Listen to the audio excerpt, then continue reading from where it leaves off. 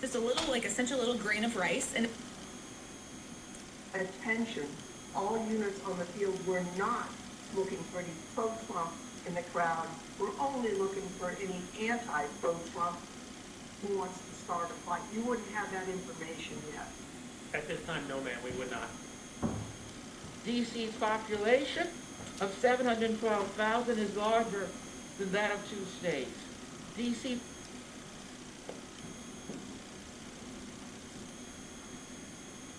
a big deal?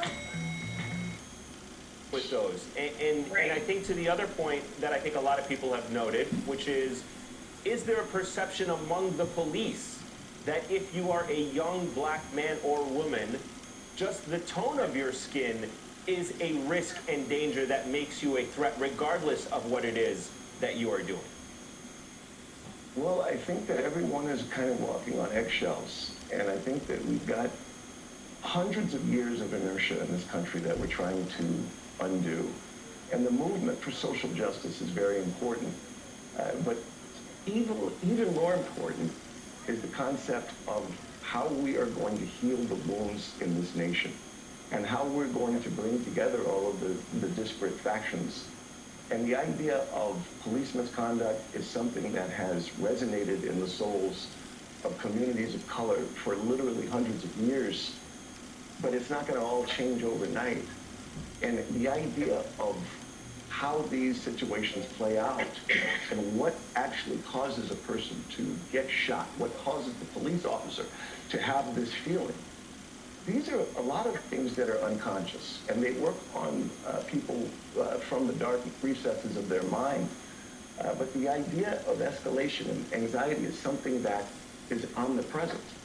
And we have to say that this goes both ways. Yes, we don't want the officers to use deadly force, and they have historically been all too quick to do that. But at the same time, I was taught by my father to never run, because they'll kill you. And the idea is it doesn't make it the fault of the person that's being shot for getting killed. It doesn't say that. They shouldn't be killed at all. But at the same time, we have to understand the way these situations play out is it is frenetic energy on top of frenetic energy. And we have to teach our boys that any encounter with a police officer can quickly degenerate into a deadly encounter if they lose their cool or if they do anything that is a provocative act. No, it's not right. It doesn't make it right, but it's reality. All right, Tiffany Cross, you wanted to weigh in on that? Yes, please. I think that the practice of white supremacy is so deeply woven in this country that you will have the oppressed adopting the talking points of the oppressors. First of all, this is a 20-year-old kid. Imagine what he has experienced in his lifetime, what he has seen in his lifetime. To have these law enforcement officers put him in handcuffs, he was fearful. He came up during the time of Trayvon Martin, of Philando Castile, of Tamir Rice, of countless names and faces that we have seen die at the hands of law enforcement. But somehow, we want to put the onus on this kid. The police officers, multiple of them, armed police officers with guns and tasers. They had this kid's license plate, they had his license, they had his registration. They could have found him easily. But somehow the conversation is turning to what could this kid have done to prevent his own death? Why is the onus on us to stay alive when encountering the police? Because I've seen police de-escalate irate, angry white people more times than I care to remember, yet the threat of a kid just existing is perceived as a threat. So I really hope that people don't take away from this segment. I'm so happy we're having this conversation, Eamon, that somehow the blame is at the foot of the victim. In no other circumstance do we say that. In no other circumstance do we say, well, this person caused their own death. And I refuse to say that here and now. And I would just, follow up to the point I made before, because I think there are a lot of people who are outside the community who've had the temerity to make some of these comments and say, why aren't people happy with this justice? This is what you all have been marching for. And I think, like, minutes after this happened, we saw Makia Bright in Ohio, Columbus, gunned down by a police officer. And I know these are all different circumstances, and maybe the, Betty and Don Drapers of the world don't have to experience that. But when I hear people say, that this is justice and everybody should be happy now, it's just not. And I think how dare anyone try to present this as though this child did something wrong. Kyle Rittenhouse was a 17-year-old kid walking around with a weapon and getting congratulated and an attaboy from police officers. And this kid was just trying to get home, trying to get to his kid. I refuse to put any blame on this kid. Yeah, the list of white people who have committed crimes being arrested by the police, violent crimes, is also very long in this country, and it raises questions about whether or not there is a double standard with how police view anyone who is trying to escape apprehension at any given point. Tiffany Cross, we're going to... Of medium to short height.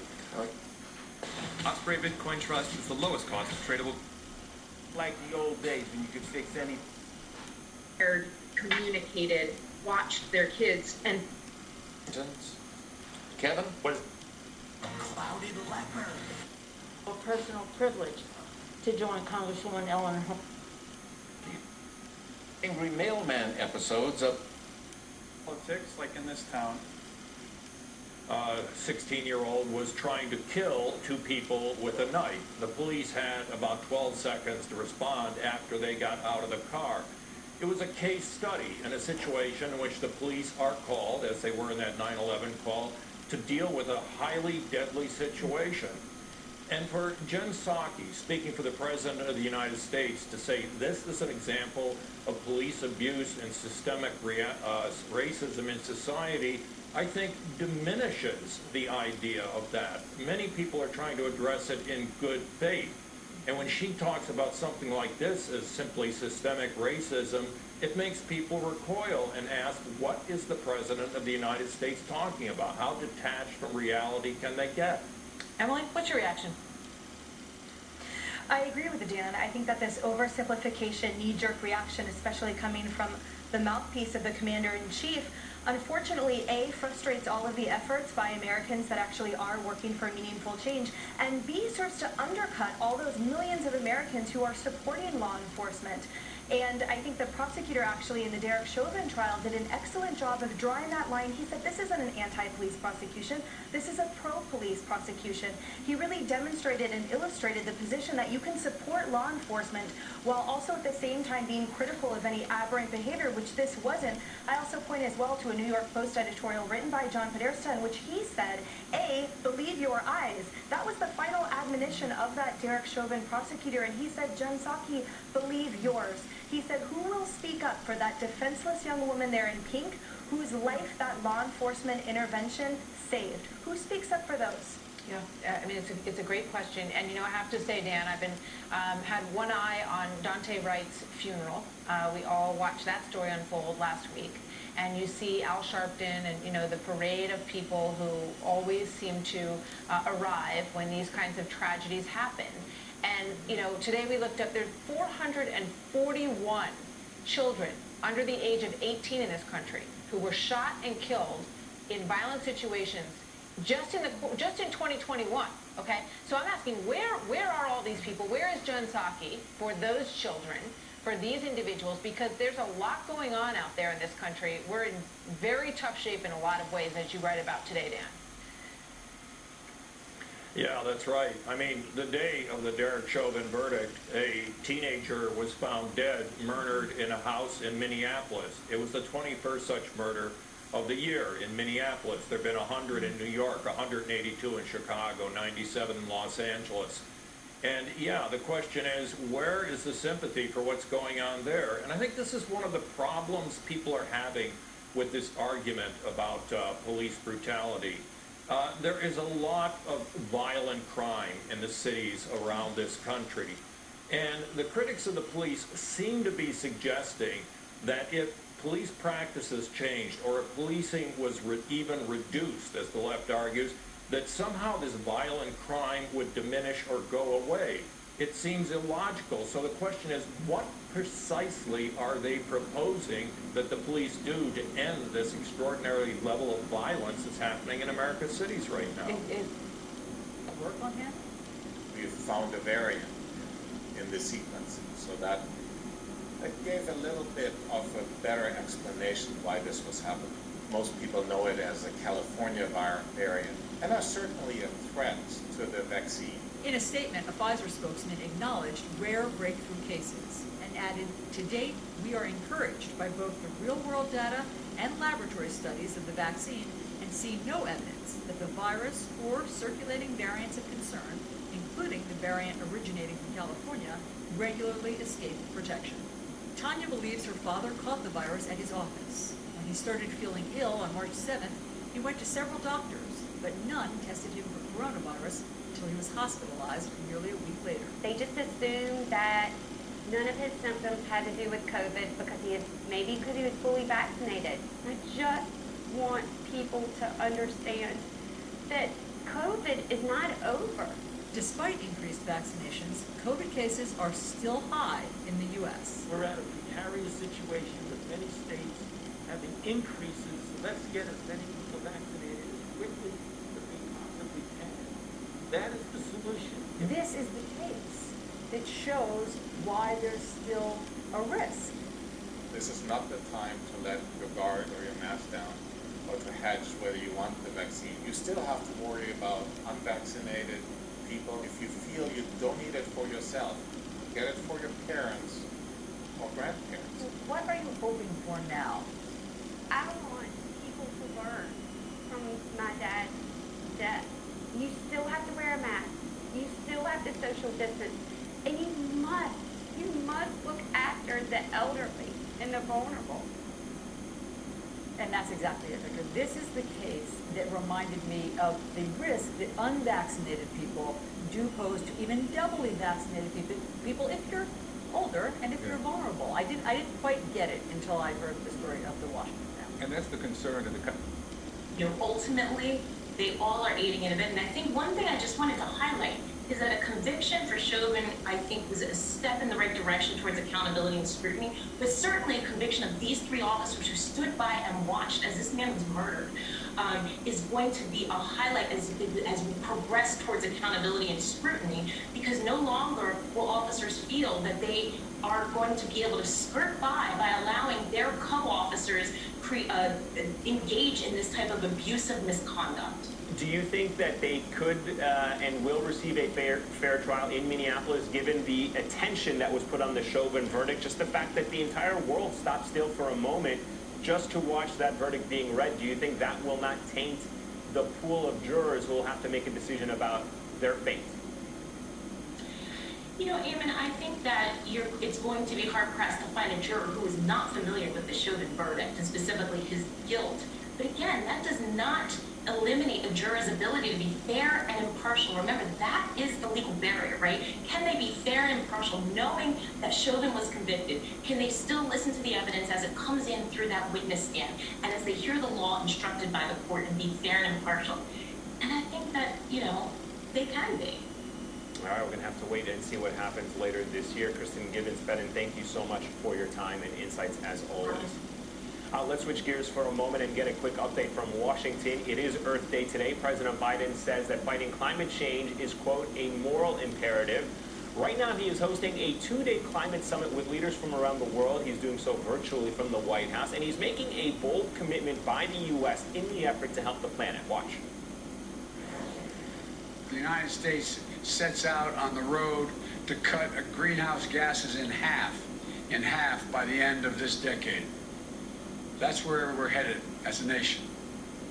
Joining us now, Shannon Petty, senior White House reporter for NBC News Digital. Shannon, what more can you tell us about Biden's climate plan and where things go after this summit?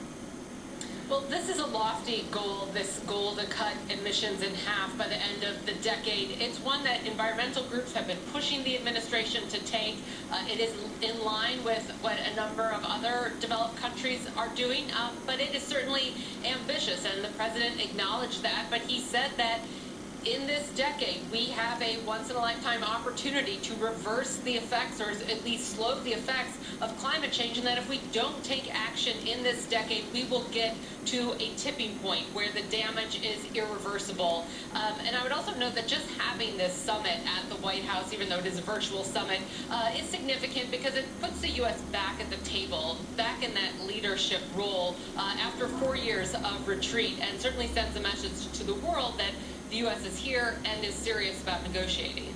Shannon, the anti-Asian violence hate crimes bill, another issue that's making its way towards the president, overwhelmingly passed the Senate today. How significant of a win is this for President Biden? When do we expect him to sign it? Right. Well, I mean, it is a win for bipartisanship. This was a very not controversial issue, or certainly it should have been, and we saw overwhelming numbers of Democrats and Republicans supporting it.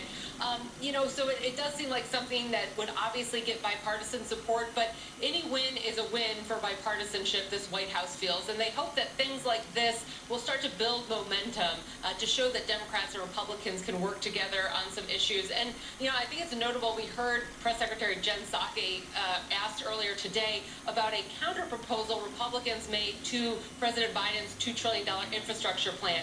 It is a much smaller, less ambitious proposal than what Biden has planned, but you know, Psaki said they are open to discussions. They plan to invite members to the White House after the president does his joint address next week, and they see this as a starting point for negotiation, that they are taking this offer seriously. And Shannon, let me ask you, if I can, about the effort to combat the coronavirus and the efforts to get everyone vaccinated.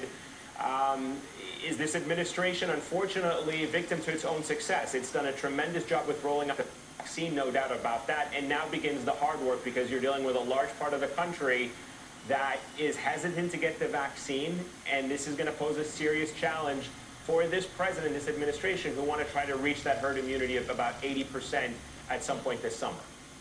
Right, and administration officials acknowledge we're entering a new phase now. We're getting away from the seniors, the nursing home residents, the high-risk groups, the people who had a lot of urgency to get vaccinated because they knew they were at such high risk of severe complications from this virus, into the more general population. And administration officials say they believe there's a group out there who might not be so much hesitant because they have fears of the vaccine or distrust or believe some conspiracy theory, but just that they don't have time or it's not a priority, and they're trying to remove barriers to get those people vaccinated. All right, Shannon Pettypiece, live for us in D.C. Shannon, thank you as always. That wraps up the hour for me. Deadline White House with Nicole Wallace starts right after. Team that is the medical team assembled to support Alexei Navalny. Of course, you recall he was poisoned with the Novichok nerve agent back in August last year, treated in Germany, survived, came back to Russia, and has been jailed, where he's been on hunger strike in his third week. Now, on just about a day and a half ago, we understand he was moved from a penal colony hospital to a civilian hospital, where, according to the statement, a letter issued by his doctors, he was treated by, quote, independent medical experts from that province.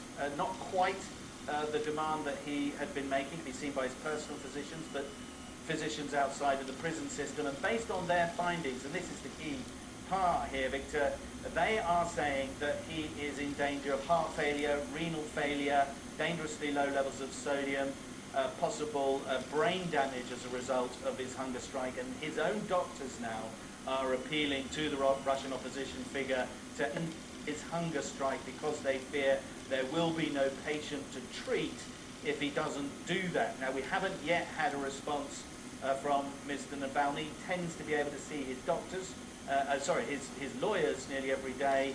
I've been in touch with his chief of staff, who simply said, I don't know how Mr. Navalny will react to that from his physicians. But his physicians clearly now seeing this as an emergency, Victor. Dire situation.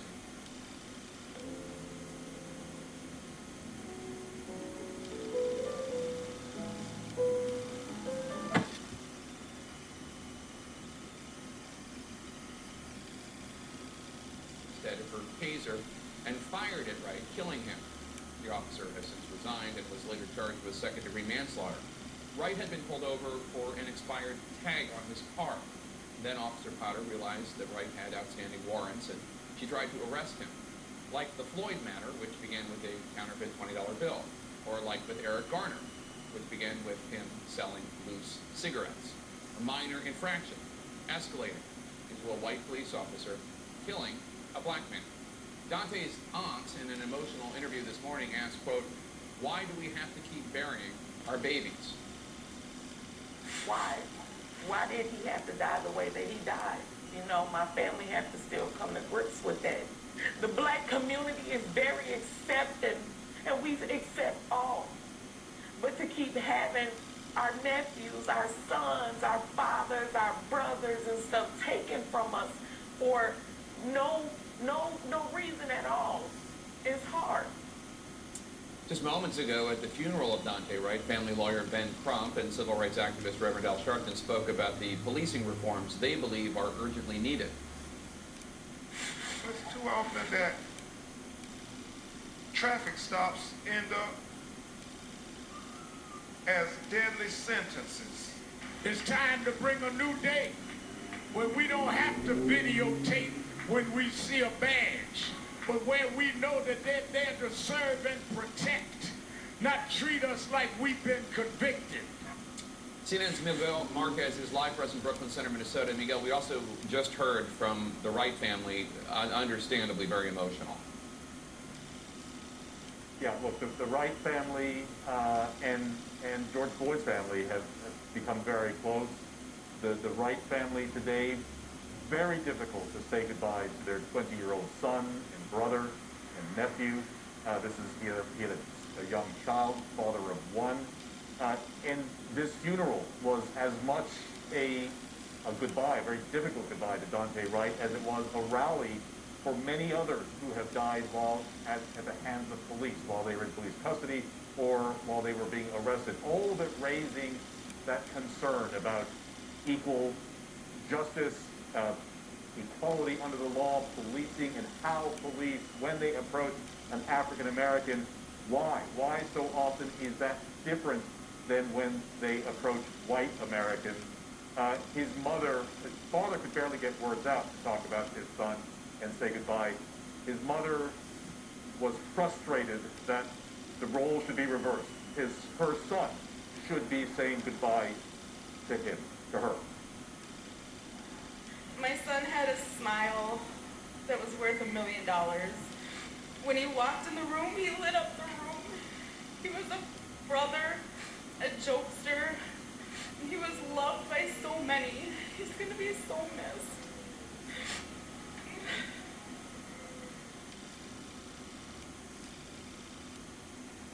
So the fact that Kim Potter, the former police officer at Brooklyn Center Police Department, was charged so quickly with manslaughter, the fact that this week we saw the murder conviction of Derek Chauvin in the death of George Floyd, for the Wright family, for families across Minneapolis, Minnesota, and the country, it feels like there is a window open now, a window into the lives of black people and policing.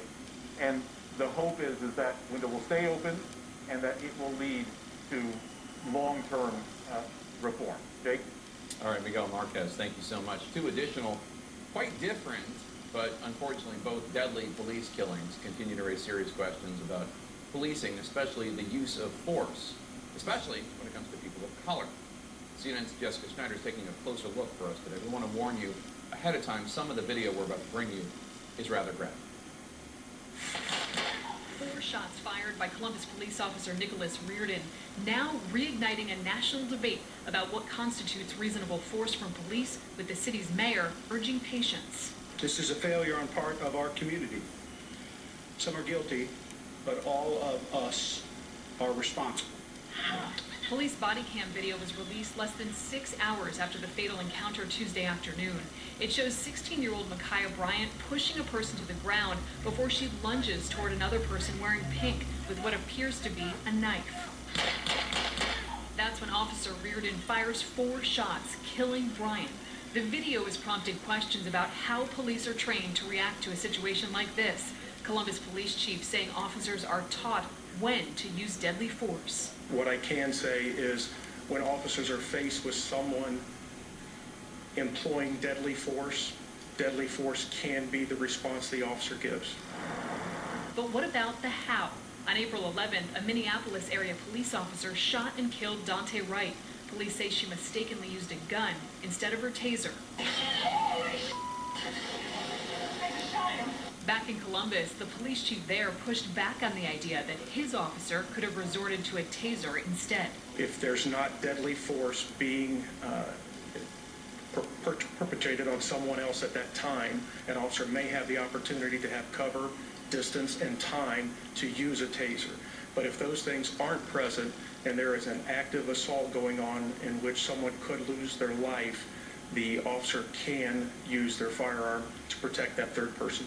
As for the where to shoot, police across the country are trained to aim for the chest, the largest area of the body. We don't train to shoot the leg because that's a small target. That's just not real world. It's not real life. We don't get a second, third, fourth take. And so we do train to shoot center of mass. In Elizabeth City, North Carolina, where protesters are demanding answers after sheriff's deputies shot 40-year-old Andrew Brown Jr. on Wednesday while attempting to serve a warrant. The sheriff says there's body cam video, but has not released it yet. I'm just hoping that the video footage for me, that video footage will speak volumes. That's what I'm looking for. I want to see what happened. Because there's no reason, in my personal opinion, that a warrant should end up in a man being dead. The seemingly endless succession of incidents captured on video where black people have died during encounters with police is renewing calls to change the way policing works. We need a national standard for the way we conduct business. I think our community expects that from us. I think we need to look not only at a first responder model, but a second responder model. We're looking at things in our police department where we'll have mental health officers, mental health professionals who will go on these crisis calls. And Chief Barnes's police department has actually implemented a new training model that emphasizes de-escalation, and it stresses consideration of mental health when responding to a situation. He says it's called the ICAT training model, and it's actually a model that's being embraced by many police departments across the country in, of course, what has become this moment of reckoning. Jake? All right, Jessica Schneider, thanks so much. And let's discuss this. It's just stocks are priced to perfection. They have been for some time. Gary's been writing about this for some time as well.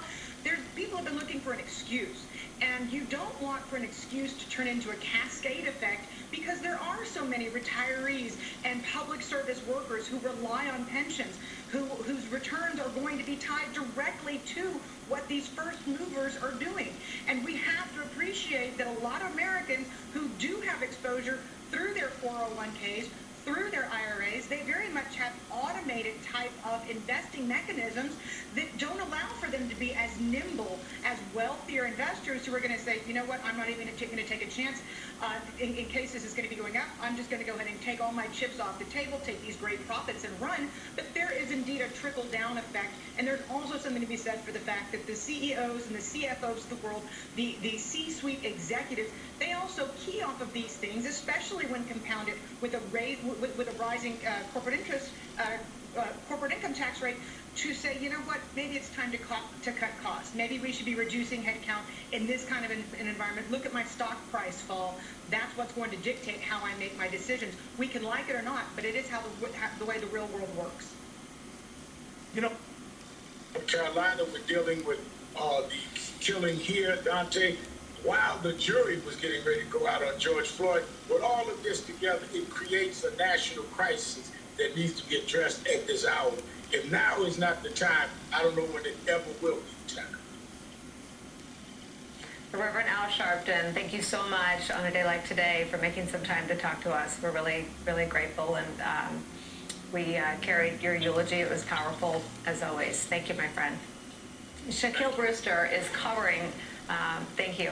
Shaquille Brewster is on the ground in Minneapolis for us, as always, covering today's event. Shaq, take me inside. You're obviously there in a different capacity as the Rev. He's a participant. You're there covering it. Take me inside what happened there today. And it's obviously impossible to separate, as the Rev was just saying, what happened Tuesday from what happened today. Talk about just the intersection of emotion there in this one small area.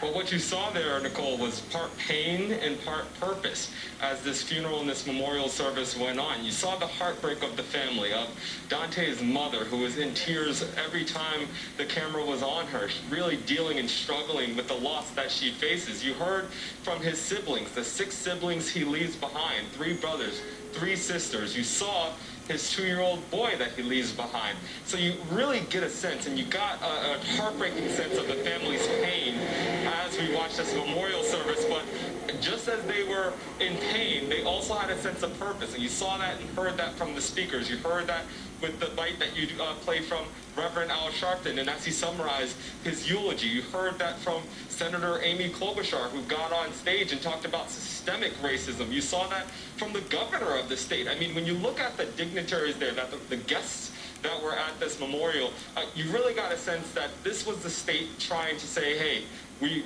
understand the loss, but we want to go forward beyond this. And I think that wraps up what we saw this entire week, starting on Tuesday with the verdict, the conviction of Derek Chauvin, the murder conviction of Derek Chauvin, who is now in a state prison. We saw that yesterday with the Department of Justice launching that pattern and practice investigation against the Minneapolis Police Department. You're getting a sense that people are trying to say, what do we do next? How do we move forward from this beyond the pain and turning that into something of substance? And that's what really you got at the memorial service earlier today, Nicole. Shaq, stay with us as part of this conversation. I want to bring Eugene and Mara into the conversation. I mean, Eugene, as a mother, I can never understand the answer the Rev gave and this description of pain and purpose, that if I lost a child, where the strength comes from to be part of change. But there is no doubt that this little sort of signs of life around legislation on Capitol Hill do not exist in a vacuum separate from these families and their ability to use their voices at the darkest moments of their lives. Can you just pull back the curtain on what is actually happening on Capitol Hill? To that point about, being a mother in this time, me and my mother have had extensive conversations about what would happen if she was in this position. So it's a conversation that parents are having with their kids, and it's hard to understand and hard to think about. These parents and families, they take on the mantle. Well, you have to tell me what that conversation sounds like. What is that conversation? It sounds like a lot of tears. It sounds like me and her coming to terms with what we've always talked about since I was a kid, that I am more likely than my white partner to have an issue with police officers, no matter what I'm doing. And so that is something that weighs heavily on her. It weighs heavily on all the people in my family and Black families all around this country. And that is something that the leaders in this country have to get in their head, right? That it is not just about the legislative fight. It is not about the protest. It is about these families. And, when you talk about the legislation that's happening right now, you talked about Tim Scott. He is the kind of spearheader on the right-hand side of things here.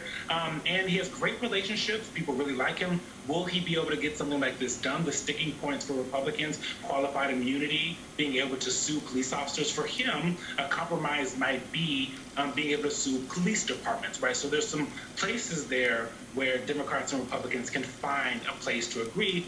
But there's also the militarization of police departments, getting actual military equipment to police departments, chokehold ban on no-knock warrants that Republicans and Democrats disagree on when it comes to police reform. Something that is, I guess, promising for people who really want something to get done is that this White House is very clear that they want to make sure something happens. Vice President Kamala Harris has actually helped to draft the George Floyd and Justice and Policing Act. So she has in this fight, and President Biden has talked about how important this is for him because he knows one of his strongest constituency is the Black voter, and that he has to, in his administration, have to get something done, whether that's pressing Congress to do more or having the Justice Department, like Shaq said, do these pattern or practice investigations that we didn't really see under the Trump administration. The creativity in raising taxes, not so much in addressing spending. So we're very creative coming up with ways to get more money from folks, including raising capital gains taxes and all. But no one seems to be reining in the spending part. What do you make of that? Well, first, regarding the Obama years, yes, the market did well. Look at those working families. They did not do as well. And it wasn't until the fracking boom came along, ironically enough, that you begin to have job growth again in those folks who are considered working. The markets will take care of themselves. Rich people will do okay. It is the working family I'm concerned about. I get a feeling, though, Senator, that this administration might not care about the markets at all. Never quotes them, never addresses them. So their view might be, who cares? What do you think? It might be a who cares, except as Charles pointed out, as you did, wait a second, the person who depends upon that pension fund or upon their 401k doing well, they're caught in the downdraft as people exit the stock market. They are going to care, put it this way, they should care when they think about the impact upon middle-income families getting caught in the downdraft of a market sell-off.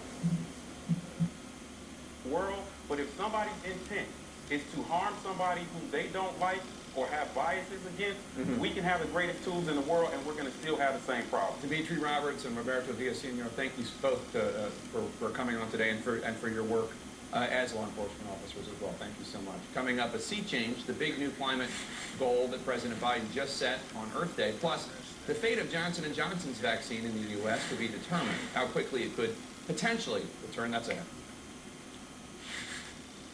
White Americans, a massive outpouring, not just of sympathy for these families and for George Floyd's family, but almost of collective embarrassment, I would say, a sense of ownership of, I don't want this kind of violence to continue in my name as a citizen of the United States. And I think that coalition is the coalition, frankly, that elected Joe Biden.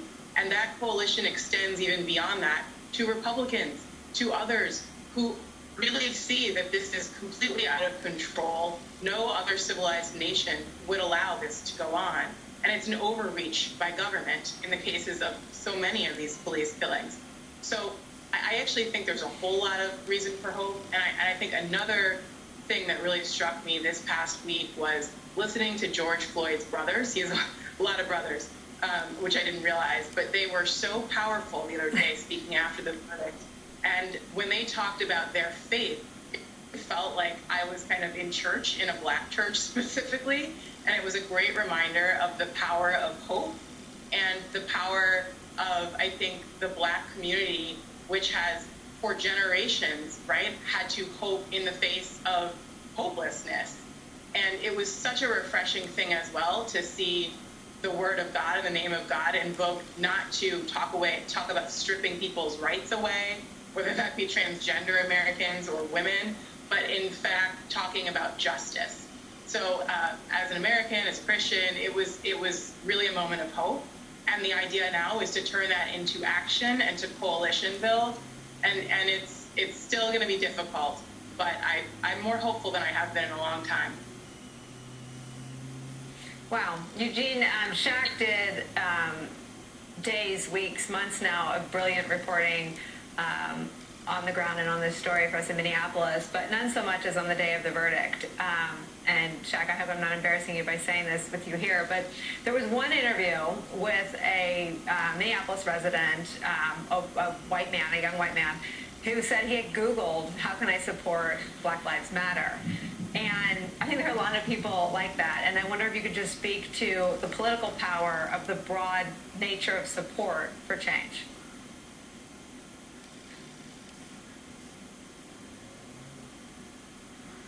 I'm sorry, was that me or Eugene? Yeah, for you, Eugene. Any one of you. Eugene, you go first, and then SIOUX, I'll give you the last word.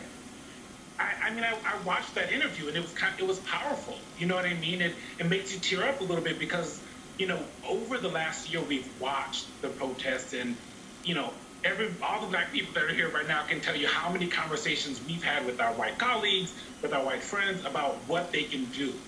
And something that you often hear from activists is that we can't always be explaining, right? Like, black people can't always be doing the explaining. So to hear someone say, you know, I Googled it, I just Googled what can I do as a white person to help Black Lives Matter, like, that gives you a little bit of hope, because it's hard to find that when you're constantly seeing these images and constantly seeing, you know, black people being shot by police officers. So I think what it does is it provides everyone with a little flicker, a little bit more emotional bandwidth, because at times it's just too heavy. You talk to any black person, and the last year has just been too much. And years of that is too much and when it comes to trauma. And so it does give you a flicker of hope that, because we know that change will happen when the people who are in power get that through their heads, and that includes white people on issues of race, right? So when white people really get to come to the table, really understand what black people have been saying for generations, that is when we'll start seeing things. So it, like, you know, it does start to feel like there's a little bit of hope out there. Shaq, last word is yours. Very quickly, I'll say, Nicole, something that always stuck out in me since I first got to Minneapolis after George Floyd's death is how many people went to George Floyd Square, that intersection that's still closed off, just to see what was going on and specifically to talk to people who were there. You saw people not only bringing their kids, but they would try to engage with other people and just say, hey, I want to hear what's going on. What's on your mind? What are you thinking right now? And I think you have, you know, through these instances, these moments that no one asks for, no one is looking for, but you have opportunities each and every time as the car goes by. Sorry, each and every time you have these opportunities where people are engaged. They lean in a little bit harder than they did before, and I think that's what you saw the day after the verdict, where, you know, one thing I would have asked him afterwards if we weren't live was, you know, why today? What was it about the verdict that made you come out and Google it today as opposed to when George Floyd first died? But you have these moments where you don't know what it is, you don't know what specific detail gets them, but that's when you see people leaning in just a little bit more and you chip away at the bigger problem. I'm so grateful for all of you, for all your voices, for fielding my questions. Eugene, Dan. Climate change has been raised, a drought that's gripped many of these countries. Do you think those are factors in this? I think absolutely those were probably factors in this as well. I can tell you that in March, the Border Patrol, Southwest border wide, apprehended over 172,000 people. So we do have a significant influx into the country. Here in the Del Rio sector, our apprehensions are up over 340% so far this fiscal year. The number of single adults we're seeing are up over 400%. Family units are up over 170%, and our unaccompanied children are up over 240%. We've caught folks from 67 different countries this year. That's incredible. Chief, let me ask you, though, is it, you hear reports out of those sympathetic with the administration's point of view here that is beginning to slow down, that in the last week or two, I don't know if stabilized is the right word, but that it isn't as bad as it was. You would know better than anyone. What can you tell us? So I have not experienced that here in the Del Rio sector. Our numbers are actually increasing. In the past 30 days alone, we've intercepted over 340 alien smuggling cases.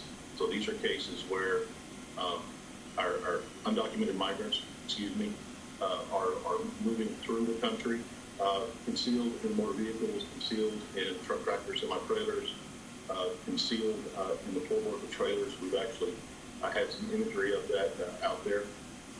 We've seen an increase in high-speed pursuits through our neighboring counties, through our local county here, Valverde County. Those pursuits are up 117% so far this year.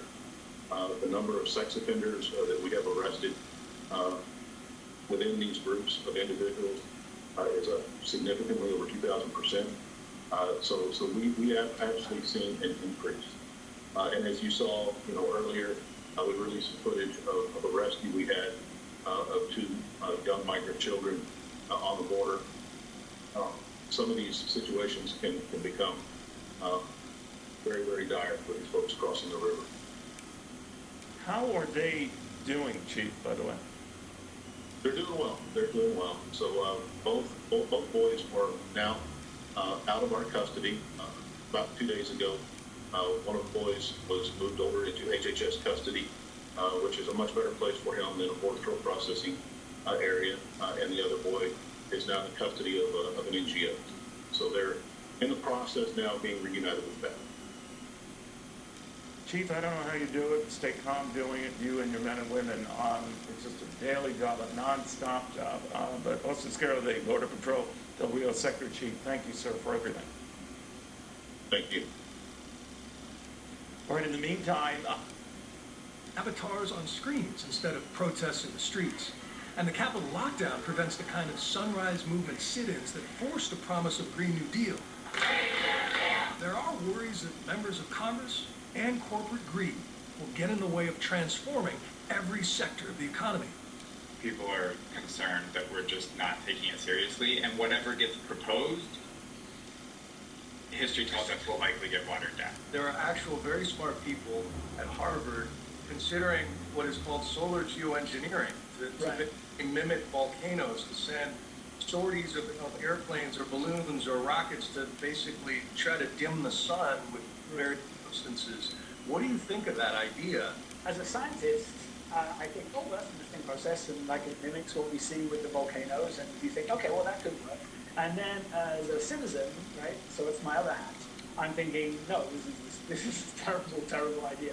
As part of his effort to inject climate science into every department in government, President Biden recently made Gavin Schmidt the acting head of climate science at NASA, where they not only measure planet-cooking pollution in the sky, but are now using their tools on everything from wind farm planning to carbon-free aviation. For the first time since I've been working on this, people are talking about solutions and reactions that are commensurate with the size of the problem. It's not, oh, well, let's just recycle our plastic straws. The people are talking about, seriously about how we cut emissions. And personally, that gives me real optimism. So on the 51st Earth Day, it seems like the age of denial is finally becoming the age of cost-benefit analysis and action. And for young activists like Shea Bastida, who closed out the morning session, it's about time. You are the ones creating and finding loopholes in your own legislations, resolutions, policies, and agreements. You are the naive ones if you think we can survive this crisis in the current way of living. Biden's pledged success will come down to how many around the world understand the enormous cost of doing nothing.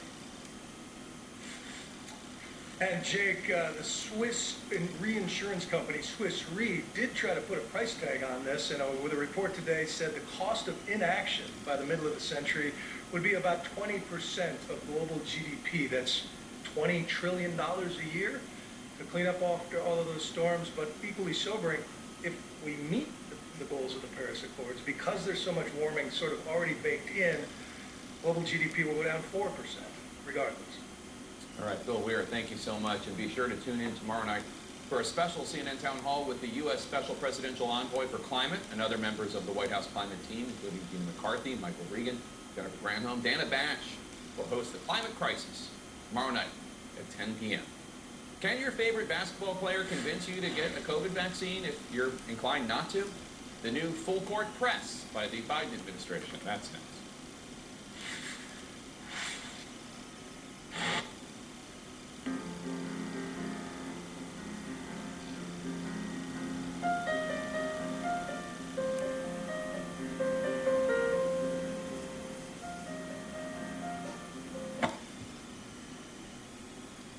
Provides hope to critically ill children and hasn't let the pandemic stand in its way. In tonight's Positively Kindleland, Travis Fossey explains how Make-A-Wish has adapted and how one local team is helping the cause. Make-A-Wish South Dakota granted a record-breaking 88 wishes in 2019. Then COVID hit, but the wishes didn't stop. You pivot, you find new ways to raise funds and keep people engaged, and folks have been very, very responsive. We've been very blessed. The pandemic has forced the cancellation of events and fundraisers, but Make-A-Wish got creative with Wish Heroes. It's a 30-day campaign where we solicit folks who are close to Make-A-Wish to really do individual fundraising. They each have a goal of $1,000. The Sioux Falls Stampede closes its season with Take My Jersey Night, with proceeds from the online raffle benefiting Make-A-Wish. Their donations are down. They haven't been able to do things that they normally been able to do. So for us to still be able to do this for them and to work with them and hopefully raise some great money, means a lot to us, and is probably a little extra special this year more than any other year. Since 2001, they've been involved with our organization and have raised more than $135,000 to support Wishes. Salters says donations come in many forms. A lot of people have airline miles that are built up and they haven't been able to travel. If they're going to expire or if they feel they want to donate them, once they come to Make-A-Wish, they never expire. Air travel isn't currently an option, but that hasn't stopped Make-A-Wish from changing lives. Hope is essential. It's essential for all of us, but especially for children battling critical illnesses. With Positively KELOland, I'm Travis Fossey. World Wish Day is Thursday, April 29th. If you'd like to donate to Make-A-Wish, we have provided a link with this story on KELOland.com. Fans turned out for last Friday's teddy bear toss at the Stampede's home game with more than 400 stuffed animals tossed onto the ice. Today, players helped deliver the donated teddy bears. The Salvation Army is one of 3 local nonprofits that will distribute them to kids in the community. Especially after being closed down with COVID and everything, we're starting to open up different programs like Family Fun Night, Summer Day Camp this summer. So we're really excited to have these to be a part of those different programs. All the support we have from the fans at the game and everyone that brings a bear usually draws in a pretty good crowd. And it's great for the kids. They can come in and pick out a stuffed animal. So yeah, it's great for everyone. The Children's Inn and the Ronald McDonald House will also receive stuffed animals from the teddy bear toss. Let's get one last check of our weather. All right, Angela, we do have some light rain showers making their way in. It's going to be a night of showers here in eastern KELOland. They'll clear out by tomorrow morning. Then tomorrow, a partly to mostly cloudy day. Thanks for joining us. Have a good night.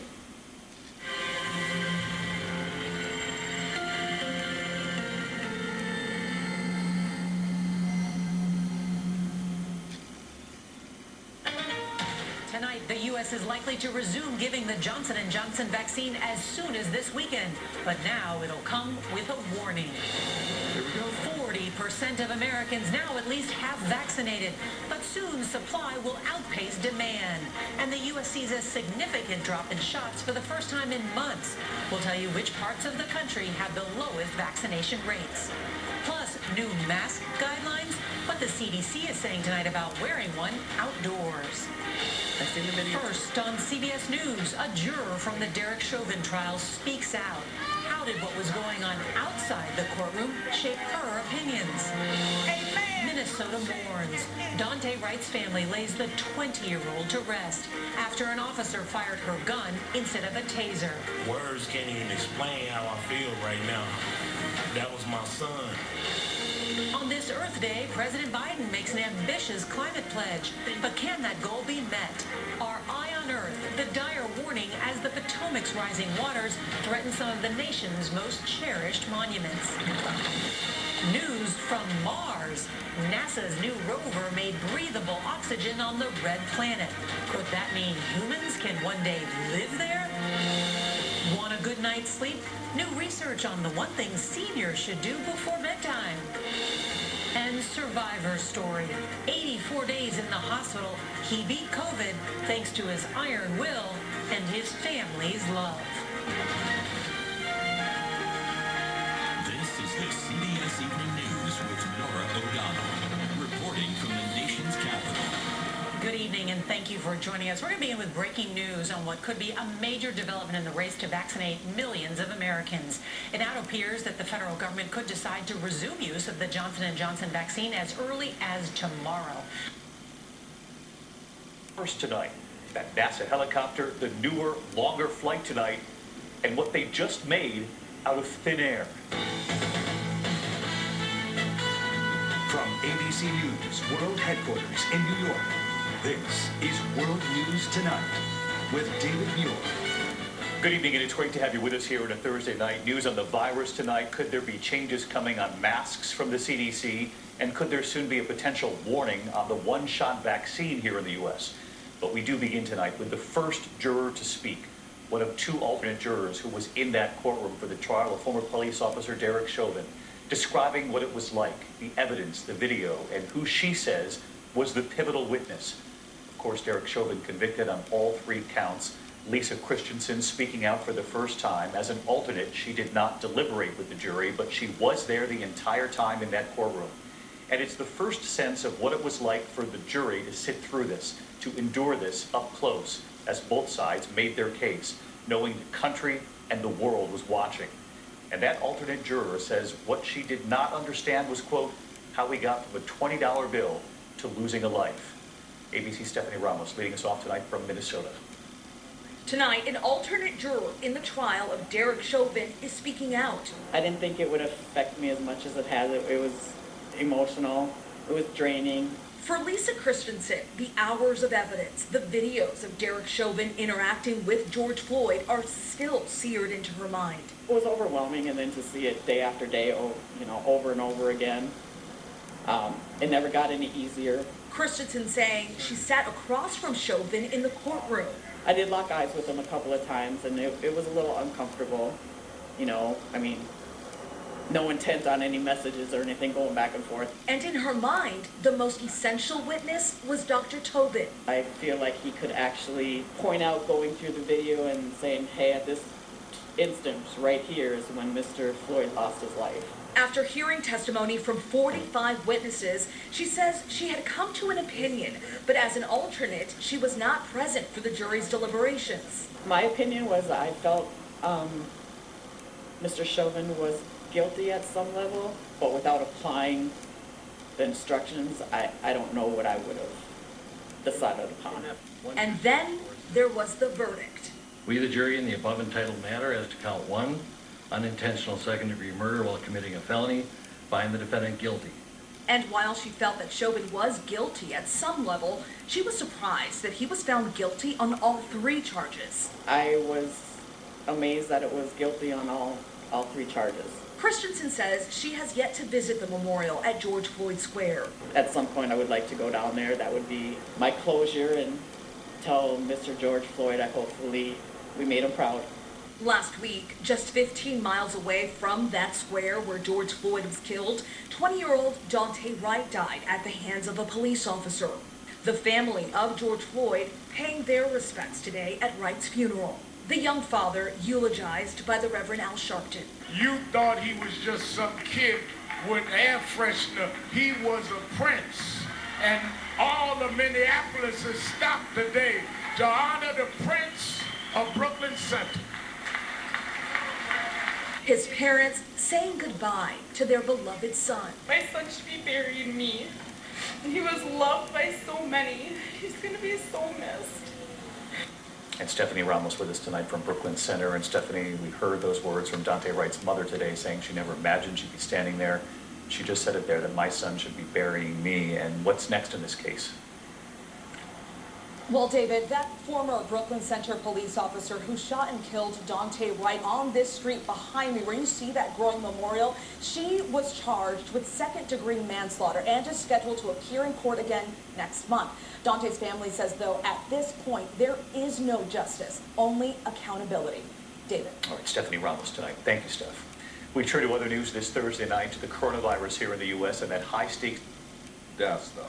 The number of hospitalizations remains above 100. Around the region, Minnesota youth sports athletes who play outdoors are now allowed to remove their masks while competing. The Minnesota Health Commissioner making that announcement today. Athletes will still be required to wear face coverings anytime they're not actively playing.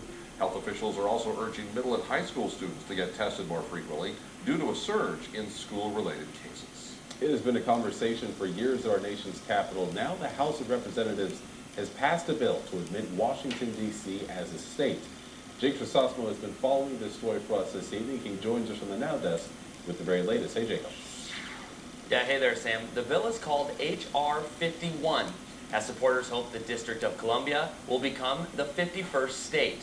The 216 to 208 vote was strictly along party lines, as Republicans fiercely opposing the idea.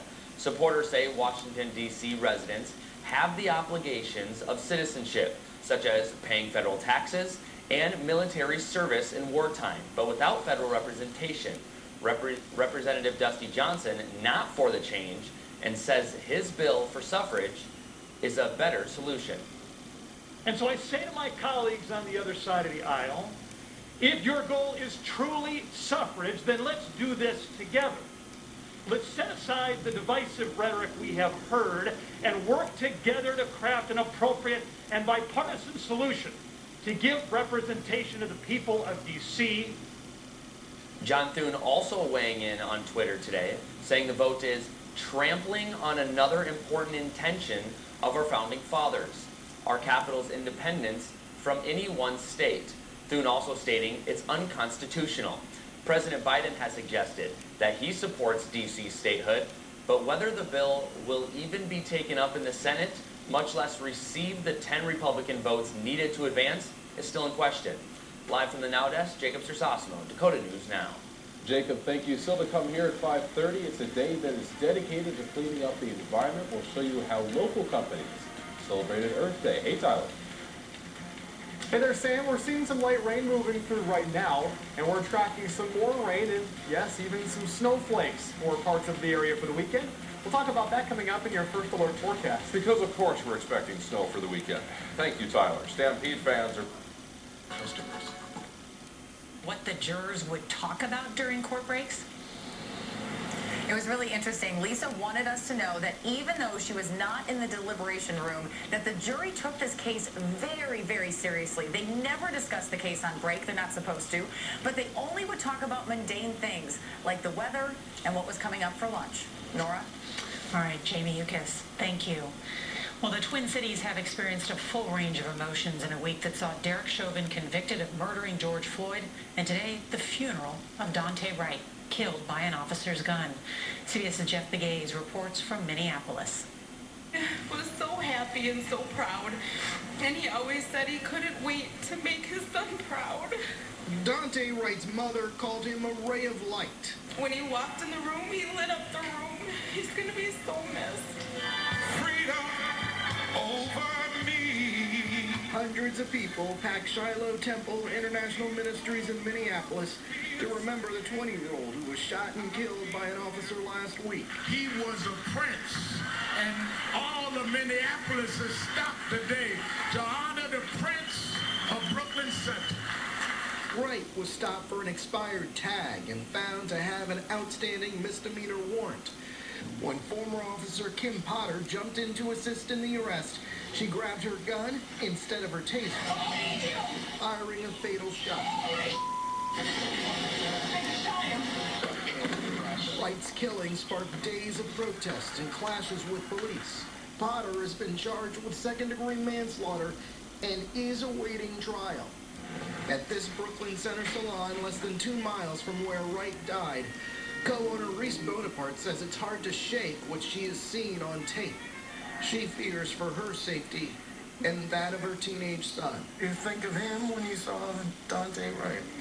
Yeah, I think of him when I see Daunte Wright, George Floyd, Ahmaud Arbery, all of them. It's devastating. It's scary. I'm scared for myself. Wright's memorial here on this Brooklyn Center sidewalk appears to be growing by the minute. Today, the governor of Minnesota called for a moment of silence and meaningful change to fight systemic racism. Nora. Jeff Begayes, thank you. Tonight, the gunman accused of killing 10 people, including a police officer at a supermarket in Boulder, Colorado, is facing 43 new criminal charges. In addition to 10 murder charges, 22-year-old Ahmad Alisa now faces dozens of counts of attempted murder, plus assault, and 10 counts of using a prohibited large-capacity magazine while committing a crime. And in what may have been the most powerful Zoom call ever, President Biden marked Earth Day today by hosting a virtual conference on the world's climate and making a bold vow to cut carbon emissions. The president said that the cost of inaction keeps mounting. But the question is, will other nations follow his lead? CBS's Nancy Cordes reports from the White House. This is the decisive decade. The president met with 40 world leaders today without ever leaving the East Room. Bonjour à tous. Namaskar. Mr. Biden came armed with an ambitious pledge to cut U.S. greenhouse emissions in half by the end of this decade. Those of us who represent the world's largest economies, we have to step up. To reach that goal, the U.S. would need to cut fossil fuel use in every sector of the economy. How can you realistically make this pledge to the rest of the world when there's no guarantee that Republicans will get on board with your plan once you release it? You know, wind and solar had the biggest year they've ever had last year. And what we saw last year was continuation of tax credits that passed through a Republican-controlled Congress. So we all know where this is heading. Even as she spoke, other nations like Japan, Canada, and the UK were making new pledges too. But the world's biggest carbon emitters, China, India, and Russia, did not commit to a specific target. Scientists warn the window to stave off a 1.5-degree rise in global temperatures is closing. 18-year-old climate activist Greta Thunberg made that case to Congress. The fact that we are still having this discussion, and even more that we are still subsidizing fossil fuels directly or indirectly, using taxpayer money, is a disgrace. The president hasn't yet said how he plans to slash emissions in half by 2030. One study suggests that 60% of all new cars would have to be battery powered by then. And Nora, right now, we're at about 2%. Long way to go. Nancy Cordes, thank you. And on this Earth Day, we're shining a light on an ever-growing threat right here in the nation's capital. That's rising rivers. CBS's Ben Tracy continues our series, Eye on Earth, Our Planet in Peril. Every spring, the cherry trees surrounding Washington's tidal basin erupt in billowing blossoms of pink and white. Even their monumental neighbors can't compete. Yes, they're beautiful, aren't they? But Sean Keneally, who has worked this park for 24 years, says there's a creeping concern. I've definitely noticed the water getting a little higher every year. Due to climate change, water levels near the nation's capital are rising faster than almost anywhere else on the East Coast. The tidal basin is hit hard because the land here is also sinking. Every day, twice a day, the tidal basin now floods at high tide, and this walkway alongside the water disappears underneath it. As the water starts to roll in, where the sidewalk ends becomes its own tourist distraction. What's been the impact on the cherry trees themselves? So in some areas, we've lost cherry trees. They've been flooded out. If nothing is done, floodwaters could also inundate the memorials to Jefferson and Martin Luther King Jr. The FDR Memorial could end up submerged in 9 feet of water by the end of the century. It's only going to get worse. Catherine Malone France is with the National Trust for Historic Preservation. It named the tidal basin one of America's most endangered historic places, and recently asked several landscape architecture firms to reimagine the area. Some ideas called for long elevated walkways, others would relocate entire monuments and let nature take its course. The status quo is not acceptable here for a place this beloved and this significant. A place devoted to history facing an uncertain future. Ben Tracy, CBS News, Washington. And there is still much more news ahead on tonight's CBS Evening News, including the breakthrough that could pave the way for manned missions to Mars. Plus, the benefits of a gentle lullaby, not for children, but yes, older adults.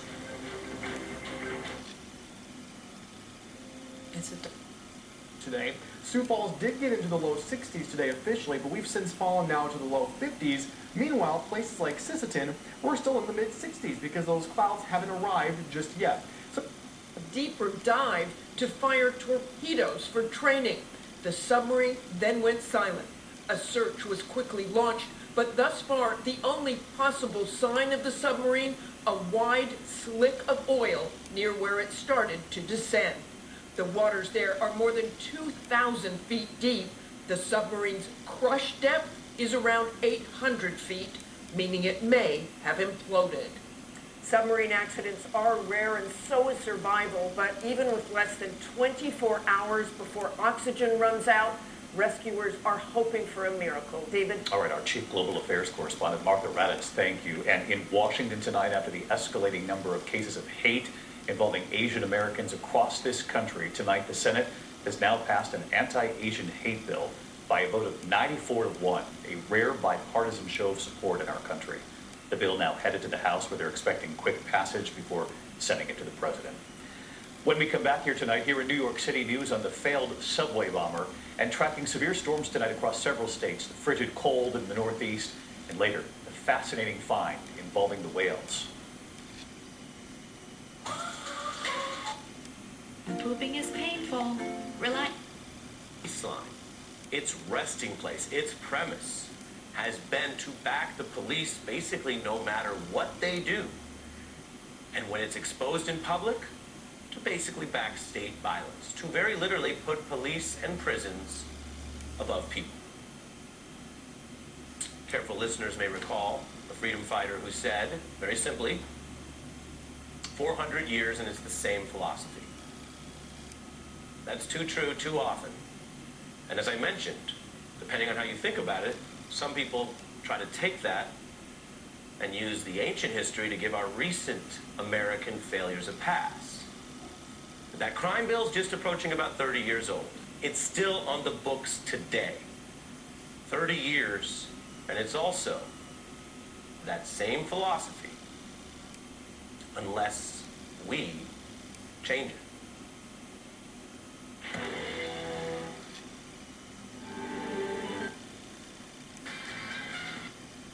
Exciting. I'm gonna take a spin around the room. Great idea. Tea. It's been an out-of-this-world week for NASA on Mars. Today, the Ingenuity helicopter aced its second flight test, reaching 16 feet and flying for nearly a minute. We also learned the Perseverance rover converted some of Mars' thin atmosphere into pure oxygen. Well, that could pave the way to create air to breathe and fuel for rockets on future manned missions. Tonight, a new study finds that listening to music can help older adults sleep. Researchers in Taiwan found that people aged 60 and older sleep better when they listen to music for 30 minutes to an hour at bedtime. They also found calm music works best and that you should try it for more than 4 weeks to see the best results. So to all those seniors out there listening to Metallica, time to put it away for some classical. All right, still ahead, how a daughter's love helped a karate coach win the fight of his life against COVID. If you can't watch the CBS Evening News... To fight the climate crisis, pledging to slash U.S. carbon emissions in half by the year 2030. CNN's Jeff Zeleny has the story. The signs are unmistakable. The science is undeniable. And the cost of inaction keeps mounting. Tonight, President Biden reasserting the United States on the world stage as a leader in the fight against climate change. This is a moral imperative, an economic imperative, a moment of peril, but also a moment of extraordinary possibilities. Time is short, but I believe we can do this. The president unveiling an ambitious goal of cutting emissions in half by the end of the decade. A dramatic about-face from the Trump administration's denial of the climate crisis. Because scientists tell us that this is the decisive decade. This is the decade we must make decisions that will avoid the worst consequences of the climate crisis. At the White House, the president convening 40 leaders from across the globe at a virtual summit on Earth Day.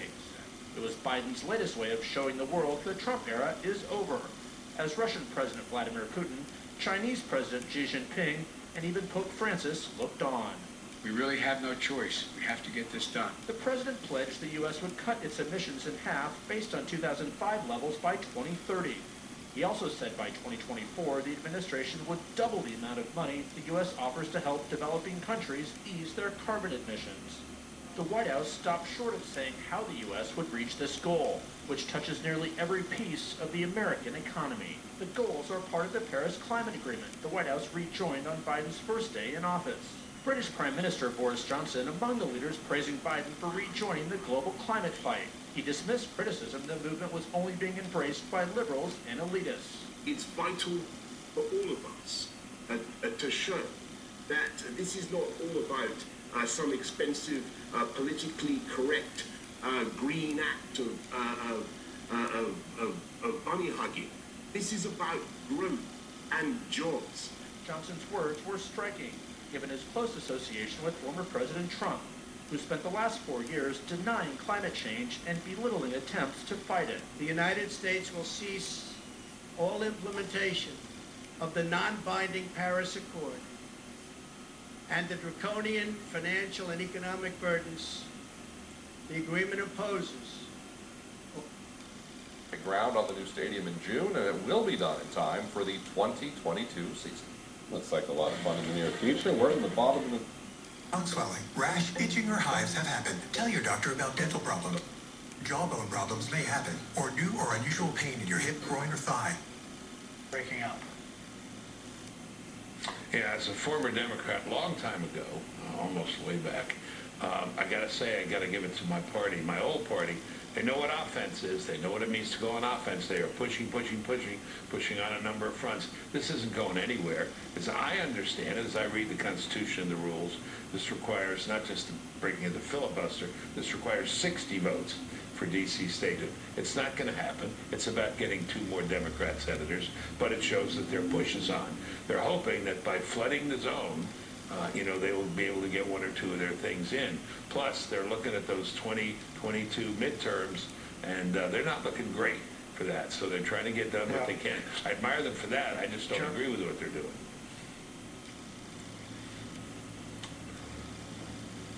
Chuck? I'm sorry, I didn't hear you, Brett. Just very quickly, I think it is an effort to jam their reluctant members on the filibuster. And a big question I have is whether you can have D.C. statehood, which is in many ways a valid goal, without a constitutional amendment. They're trying to do it statutorily. That may not be possible. Yeah. President Obama's proposal that Merrick Garland join the court. He was the Obama nominee. And the argument was that a Democrat was in the White House. We're advising that a lame duck president in an election year is not going to be able to tip the balance of the Supreme Court.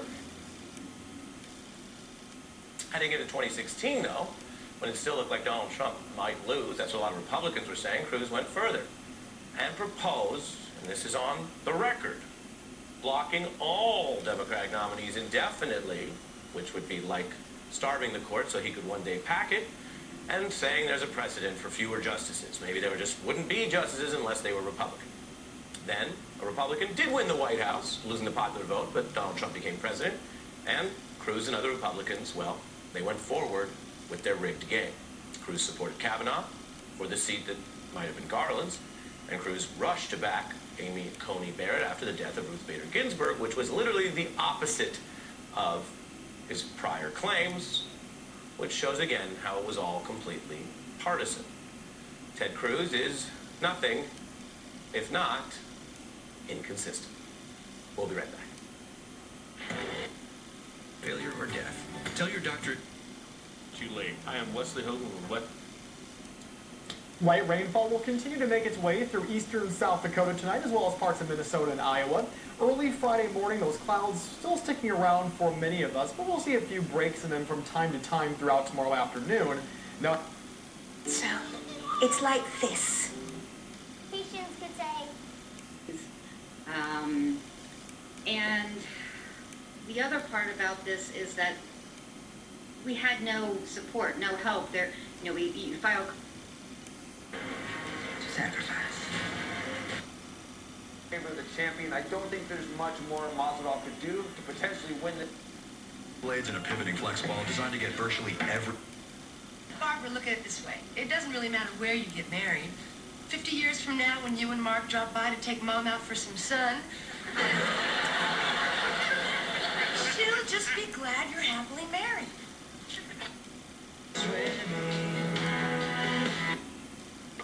Nice!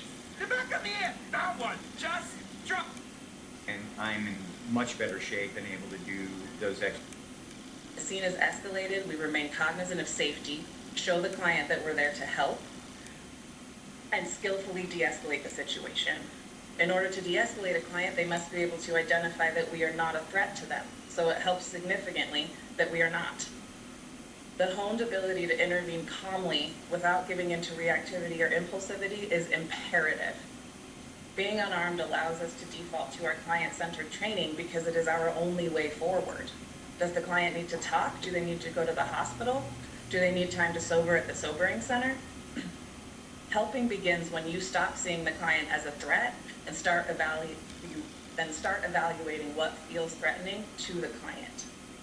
Cultural competency is imperative to trauma-informed care. Build in anti-racist practices from the start to learn from and avoid perpetuating systemic racism. Mobile crisis teams can also connect a client to existing community resources, but are not a replacement for them. These can include a 24/7 walk-in crisis center and phone line, low-barrier shelters, permanent supported housing, sobering and detox centers. Each area must be empowered to identify its needs and fund those programs. Now, as the nation is recognizing that mental health crises are best responded to by trained mental health professionals, I am extremely hopeful that together we can find a way to provide humans with the appropriate resources for every situation instead of a one-size-fits-all approach to public safety that overburdens a group of people that did not necessarily get specifically trained for these encounters. One-size-fits-all never fits all. KSFY is one long-standing example of the role that mobile crisis response can play in a community. We operate as an addition to existing structures and thus do not replace or change the current public safety systems. Mobile crisis response, however, is a necessary and logical service to provide to communities. Thank you for making time for me today. We are really grateful for that testimony and looking forward to the questions that will come.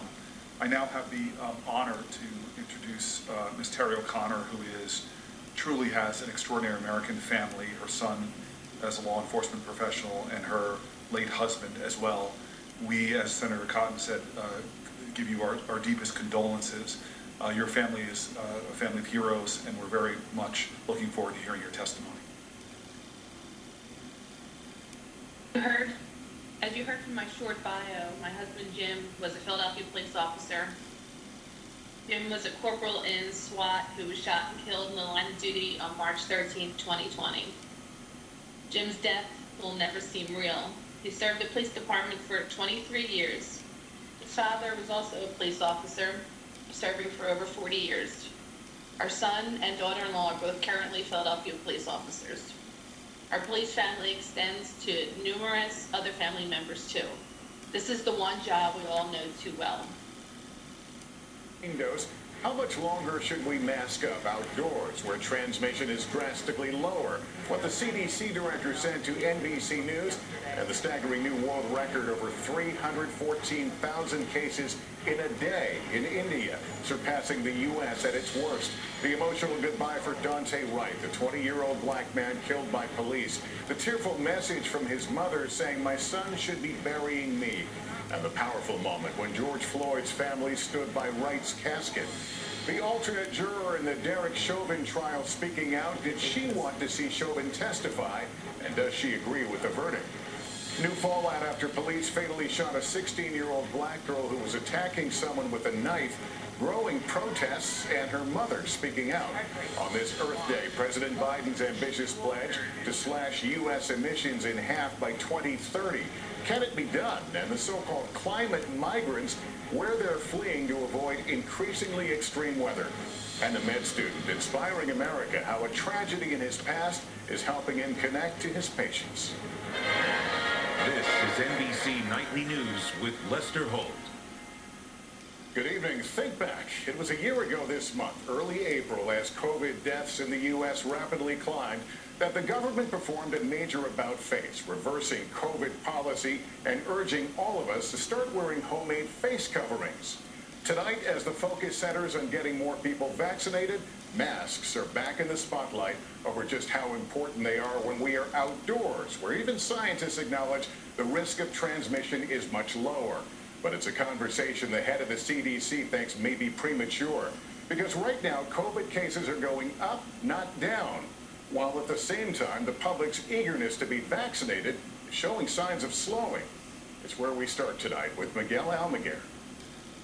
Even as the U.S. surpasses another staggering benchmark, 32 million COVID cases, tonight the CDC faces growing pressure and questions over its long-standing guidance on face masks outdoors. It's not that hard to wear a mask. With 24 states repealing that very mandate. Burn the mask. Get rid of them. Even scientists agree the risk of transmission is much lower outside. But crowd size or lack thereof and vaccination status makes a big difference. The CDC director says the agency is looking into the matter, but notes COVID cases are on the rise again. We will be looking at the outdoor masking question, but it's also in the context of the fact that we still have people who are dying of COVID. Because most Americans are not fully vaccinated, easing the restriction that saves lives won't happen overnight. And now vaccination supply in many areas is outpacing demand. After quickly climbing to record levels, first shots are starting to decline at a worrisome pace. We need to get as many as we can vaccinated. Mississippi and Alabama have the worst vaccination rates in the nation as hospitalizations rise to alarming levels. And now there's a clear divide over who is and isn't vaccinated. At Dodger Stadium this weekend, fans with proof can sit in a fully vaccinated section, but they have to wear a mask on game day. Still, vaccinations are no guarantee. At a Kentucky nursing home, the CDC says an unvaccinated healthcare worker managed to infect 22 residents and staff who were fully vaccinated. While most showed no symptoms, one died. Tonight, as fewer Americans seek protection, many are also demanding more freedom. Miguel, we're hearing tomorrow we may know more about the future of the Johnson & Johnson vaccine. That's right, Lester. The CDC Advisory Committee could lift that pause as early as tomorrow, as was the case overseas earlier this week. If that happens, they could start administering J&J here as early as tomorrow night. Lester. All right, Miguel, thank you. And you can make a plan for when you and where you're vaccinated. Visit planyourvaccine.com for more. Overseas, the situation in India is getting much worse tonight. Now the world's COVID epicenter with a record 314,000 cases reported in a single day. Many hospitals are full. Just 9% of the population there has received a vaccine dose. In Minneapolis, more sadness, more heartbreak at the funeral for 20-year-old Daunte Wright, who was shot and killed by a police officer during a traffic stop. Ron Allen is there. Today, an outpouring of sorrow for a man whose death has become the latest cause for activists demanding justice for black men and women killed by police. Daunte Wright, life matters. Daunte Wright was 20, remembered as a former high school star athlete who always made people laugh, and as the doting father of toddler Daunte Jr.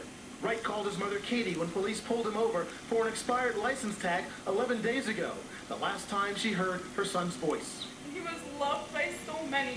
He's going to be so missed. Officer Kimberly Potter shot and killed Wright when police say she mistakenly fired her gun at him instead of a taser. Police trying to arrest Wright after discovering he had an outstanding misdemeanor warrant.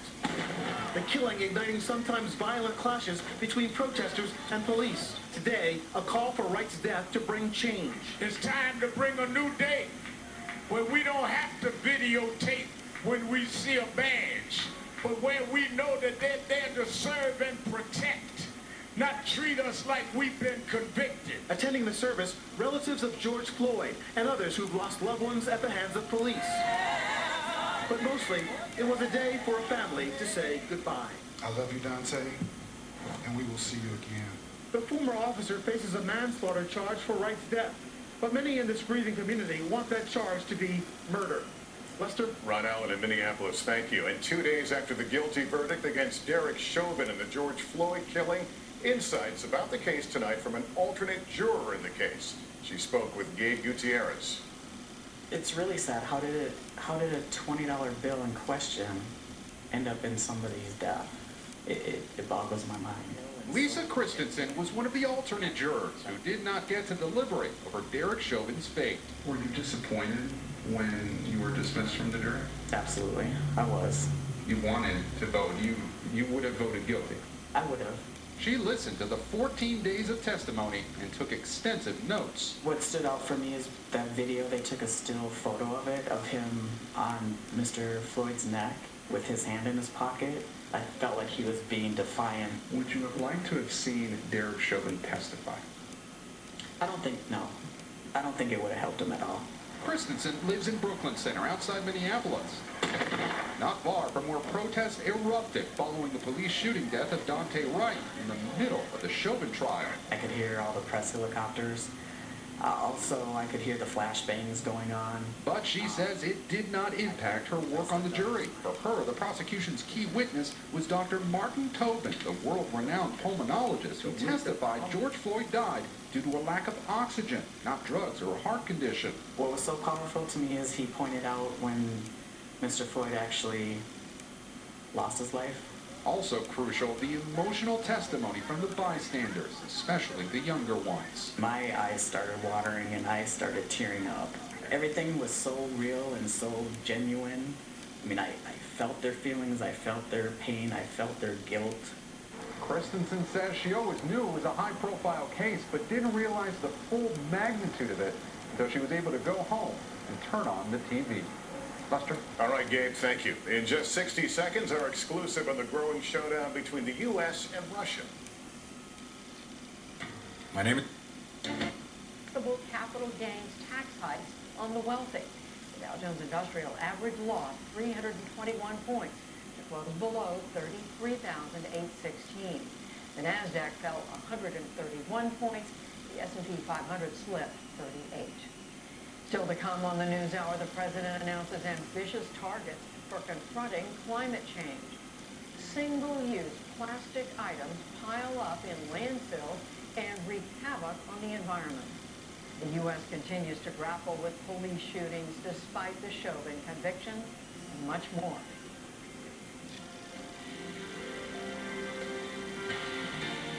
This is the PBS NewsHour. From WETA Studios in Washington and in the West from the Walter Cronkite School of Journalism at Arizona State University. Now to the COVID-19 disaster in India. More than a year into the pandemic, the caseloads and deaths in the South Asian nation are skyrocketing. As Amna Nawaz reports, while vaccines are being rolled out, stopping the spread is proving a monumental task. A grim reminder in India that the global pandemic is far from over, as the second most populous country in the world recorded the most new COVID cases in a single day, nearly 315,000, more than any other country at any point in the pandemic. India's infection total of 15.9 million is now second only to the United States. People are really scared. They are terrified. Most people have isolated themselves in a self-imposed lockdown. They are not stepping out unnecessarily, and the roads are all empty. Early in the pandemic, in March of 2020, Prime Minister Narendra Modi swiftly imposed a nationwide 21-day lockdown, the largest in the world. But in recent months, even as cases rose, Modi hosted huge political rallies, flouted social distancing, and allowed mass gatherings, including thousands of Hindu pilgrims at a time along the Ganges River for the Kumbh Mela festival. On Tuesday, Modi addressed the virus surge. Till a few weeks ago, the situation was in control, and then this second wave of coronavirus has come like a storm. Friends, in the current situation, we have to save the country from another lockdown. I would also like to request states to only use lockdown as a last resort. Meanwhile, India's hospitals are overrun, oxygen supplies are depleted, and crematoriums are overwhelmed, leaving some, like Vinay Srivastava, begging for help online. The 65-year-old journalist tweeted as his oxygen levels plummeted, quote, "My oxygen is 31. When some will help me," he wrote April 17th. No hospital could take him, and he died soon after. On Wednesday, an oxygen leak in western India led to 24 deaths, including this woman's mother. My mother died. She could not get oxygen, and she died in agony. She has been here since the past 5 days. She had recovered. There was no oxygen. She died in agony. She had trouble breathing. She died. Everyone there died. The New Delhi High Court has ordered the government to divert oxygen from it's a joke, and it's profoundly un-American. Those fact checkers, by the way, are mostly interns who have no idea what they're talking about from my own experience. Look, Abigail, this is a serious issue, and it's something that I care about a great deal. especially as the father of a daughter who's going to come up, and frankly, I'm worried about the kind of experience that she's going to have. You are someone who's at the edge of this, at the leading edge of it. But there's so many citizens out there who agree with you even if they aren't an author, even if they aren't someone who's a media figure. What is your advice to them about how they interact with their friends on this issue and how to not be afraid of expressing their own viewpoint on the differences between boys and girls and why these transitions are such a significant and questionable serious issue when it comes to our communities? Well, I'll tell you a little secret, and that is that I see my inbox, and my inbox is flooded with people across the political spectrum. And the reason I know it, just a few weeks ago, a high-ranking advisor to one of the top Democratic candidates for president wrote to me and to express this person's strong agreement and to let me know that not everyone on the left is insane. And I can tell you there is broad agreement in America. So wherever you are, whatever you do, if you're a teacher and you see things that aren't, good for children, like critical race theory being taught in the classroom, if you're a doctor and you know there's no medical oversight for these, transitioning procedures that are given to teenagers on a first visit, speak up. Now is the time. If you see things censored, if you see only one side of every discussion continuously censored, speak up. That's just un-American, and really right now we need to come together to push back. Endangering folks in that community because you don't always hit a car, and if you do hit that car, you might hit somebody else along the way. So when that's happening, if we don't have consequences there, then we will continue to see it again and again and again. And I hear what the Rev is saying. We need federal action. We also need to be supporting the local communities. Because a lot of policing is state and local. That means the organizers and activists in local communities who are demanding change need to be supported, right? And the folks who are stepping out there, the elected mayors and city councils need to be supported as they do something that's different than what we've done historically. Yeah, Brittany, can you do two-second last word, very quick. Fight for black girls. Black girls matter. And when we build a world that's safe for black girls, we build a world that's safe for all of our communities. And that's not just in Micaiah Bryant's name, it's in Darnella Fraser's name, too. Yes, amen. Reverend Al Sharpton, thank you so much all the time. Brittany Cooper, Philip Atiba-Goff, you guys are great. Thank y'all very much. Up next on the Readout. The rather sick Republican response to the policing crisis in America. Make protesting a crime and hand out legal protections to drivers who run over protesters with their cars. Seriously. Plus, Stacey Abrams joins me after taking her fight against voter suppression right to the Senate Judiciary Committee and shutting down Republican senators like John Kennedy. Plus, the definition of progressive. Democrats are thinking big on issues like voting rights, D.C. statehood, and the environment, while Republicans are fighting to turn back the clock to the bad old days in America. The Readout continues after this.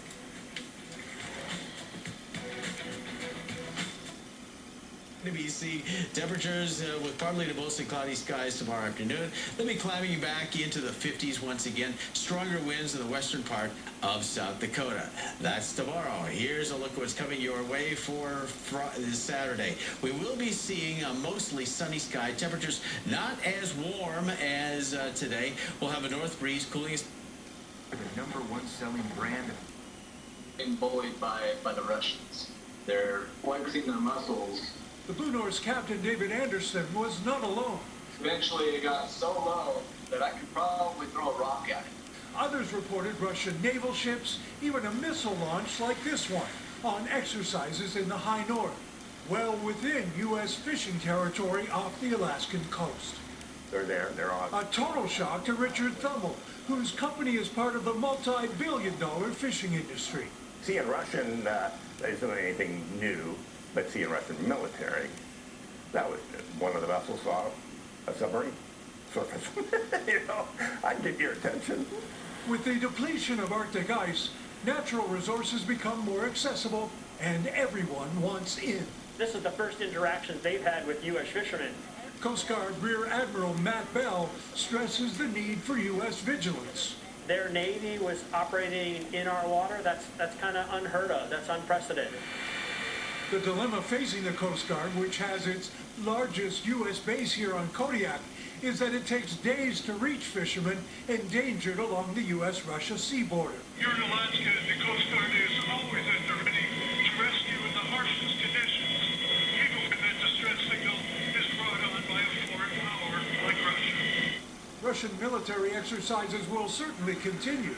Will we be ready? If you give them an inch, what happens next year? Yeah, so that's my plan would not be to give them an inch. In this vast, rugged new frontier, an inch can be everything. 6, about 5 to 10 miles an hour. We'll take you to noon, not bad, 10, 15 miles an hour across the area. Then heading into the afternoon, here 6 o'clock, the wind beginning to become more northerly and picking up a bit behind a cold front. So your highs to the north are going to happen pretty early in the day.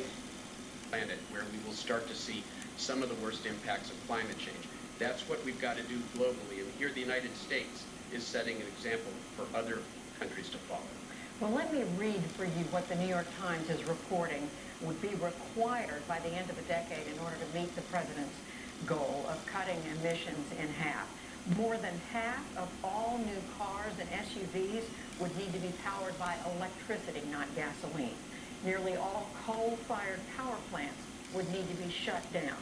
Forests would need to expand, and the number of wind turbines and solar panels would quadruple. Is that realistic? Yeah, well, nothing that's worth doing is easy. It's certainly a monumental task, but there is quite a bit of research now. Teams from Stanford and the University of California, for example, that have demonstrated that we can get there with existing technology. We don't need a miracle, Bill Gates, who's said that in the past.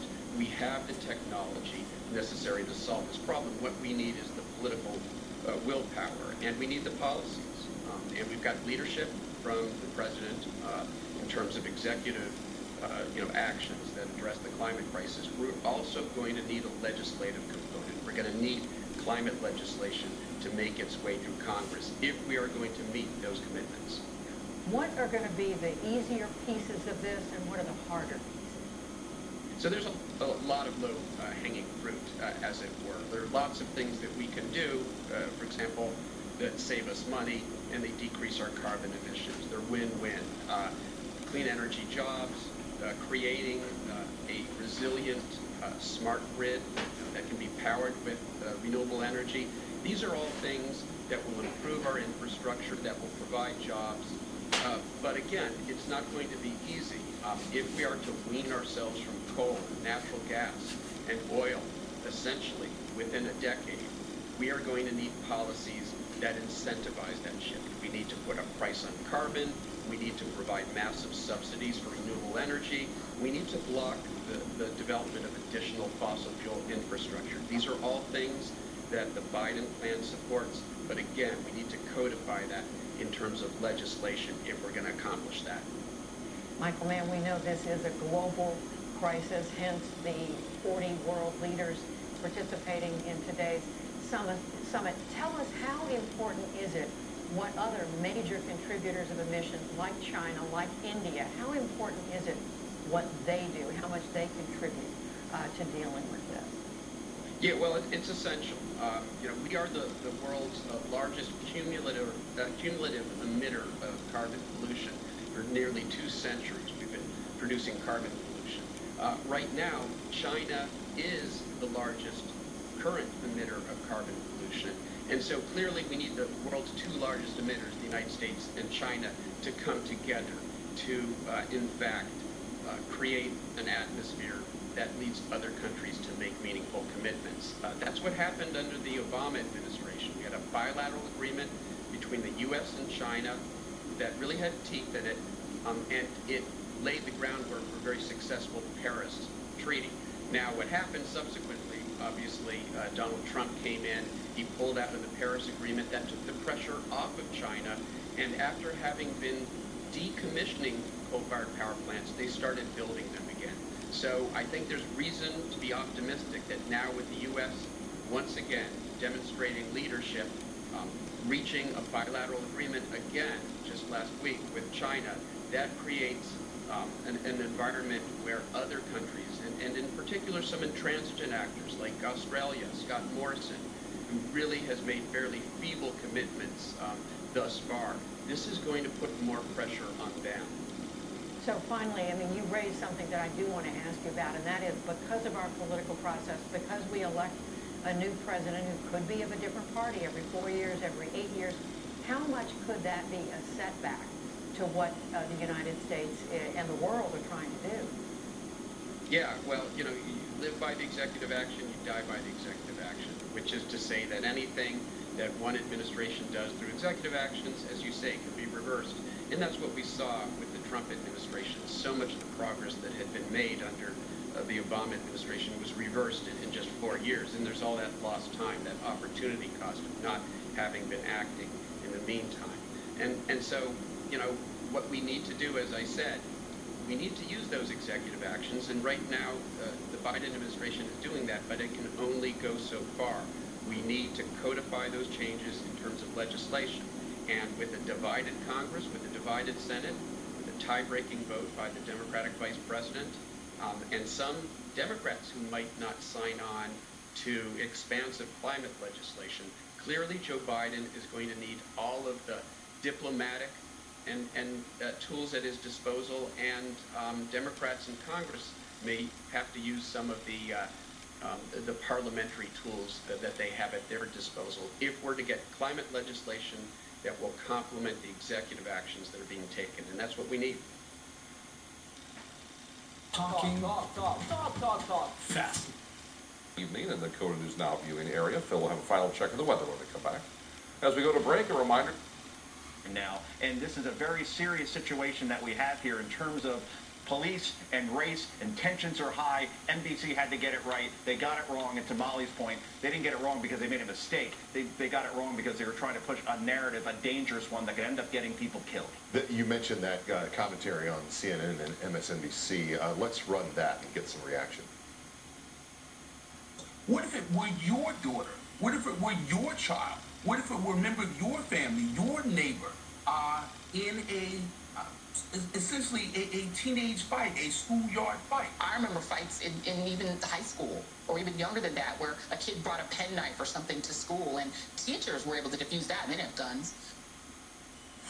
Molly, I listened to this, and it seems so deeply unserious, but also it's gaslighting. It's trying to make you believe something that is at odds with everything that you see in front of you, isn't it? There's no comparison between a backyard tussle or getting down with someone in a schoolyard and an attempted murder. And everyone should be able to look at this situation and have thoughtful commentary about how awful it is that there even is a situation where this one girl is attacking another girl, where there are adults involved, where a police officer has to make that kind of decision. But to just make up ridiculous things like acting like it's normal for two teenagers to try to kill each other, that's not normal. And if it is normal, there's something wrong with that as well. Joe, one more thing I wanted to bring up to you. This interesting story from the Washington Examiner about Politico sending an email, sending a letter to their own writers saying essentially that they cannot use the term crisis when describing the border, despite the fact that the president himself has actually used this word. To me, this seems like a classic example of the media trying to reframe a story that they don't like in ways that they would prefer it to exist. This type of thing, I'm sure, goes on behind the scenes, but knowing that it's going on at a major publication like Politico, shouldn't there be a response from readers that basically says, aren't you trying to gaslight us? Aren't you trying to reflect a certain perspective that you would like to exist as opposed to the reality? Yeah, and the Kentucky bill, Brittany, it literally tries to criminalize what those witnesses did in the George Floyd trial. That they stood there and they tried to face down that officer and berated him. They will make that illegal in Kentucky. Is Black Lives Matter, prepared, and how are y'all prepared to deal with this, particularly when you have police officers donating to Kyle Rittenhouse, showing support to him and making him a cause célèbre among law enforcement? There was just a guy fired in Virginia for this. A bunch of other officers have been doing it too. Do you feel, how under siege does Black Lives Matter feel, knowing you're facing these kinds of politicians, but also some folks in law enforcement that are supporting people like Rittenhouse? Well, the broad network Absolutely. Let's be clear. And he was taken alive. He and his AR-15 are doing just fine right now, while Ma'Khia Bryant is dead. Look, the broad network of individuals and organizations that are a part of this racial justice movement are disciplined, organized, and thoughtful. We know that white supremacy, to paraphrase Rick James, is a hell of a drug. And once you get high on it once, you keep wanting to attach yourself to it. So we understand what we're working against here. That is part of the reason why, if you look across the country, people are not just pressuring the federal government to do things like Pass Before the People Act. People are also working as organizers with those elected officials who have our back. People like Park Cannon in Georgia, people like the new mayor of my hometown, St. Louis, Tashara Jones, who has been on our team since day one.